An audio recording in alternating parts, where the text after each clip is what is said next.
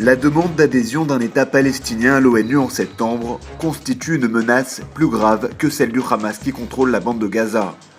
Ces déclarations sont signées Yuval Steinitz, l'actuel ministre israélien des Finances, considéré comme un proche du Premier ministre Benjamin Netanyahou. Interrogé par la radio publique israélienne, Steinitz a par ailleurs ajouté que cette initiative ne resterait pas sans réponse d'Israël.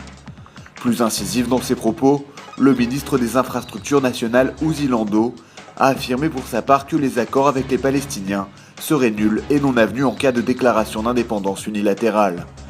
Il prévient que le cas échéant, Israël imposera sa souveraineté dans la vallée du Jourdain et dans les grands blocs d'implantation. Tsahal parle de simple mission de routine, mais les faits laissent planer peu de doutes.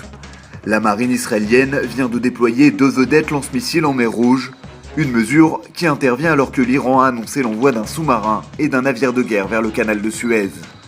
Selon le commandant de la marine iranienne, l'amiral Habibollah Sayari, Téhéran a décidé de déployer une partie de sa flotte en mer Rouge dans le but de patrouiller en haute mer et montrer les capacités de la République islamique. En février, le régime avait déjà envoyé 2 bâtiments de guerre en Méditerranée, une première depuis 1979. Les navires avaient transité par la mer Rouge et le canal de Suez avant de faire escale en Syrie. Cette affaire avait provoqué la colère d'Israël, qui avait alors placé sa marine en état d'alerte maximale.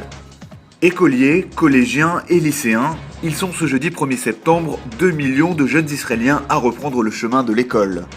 Malgré le climat de tension sociale en Israël, la rentrée des classes devrait se faire sans encombre. Il faut dire qu'à l'inverse des années précédentes, aucune grève des enseignants n'a été annoncée.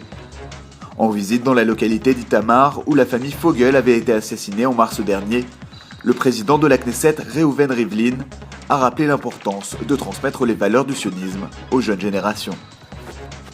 Au moment où s'accentuent les pressions sur Bachar el-Assad, le Liban a décidé de se placer en porte-à-faux de la communauté internationale et d'apporter son soutien à Damas.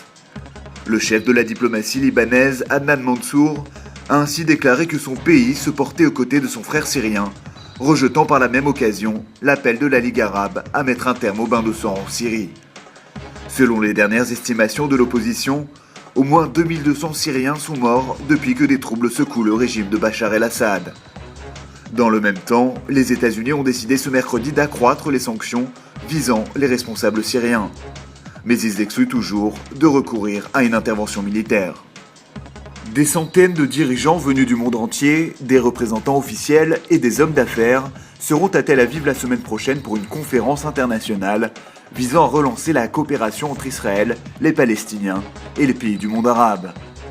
Le président de l'État Shimon Peres, le ministre de la Défense Ehud Barak ou encore le gouverneur de la Banque d'Israël Stanley Fischer seront les grandes figures de cette conférence économique régionale. Une conférence qui sera présidée par le vice-premier ministre Silvan Shalom. Des responsables palestiniens ont également été conviés à ce rendez-vous qui se tiendra au centre interdisciplinaire de Herzliya. Également présent, l'envoyé spécial du Quartet pour le Moyen-Orient Tony Blair recevra un prix pour saluer ses efforts de paix dans la région.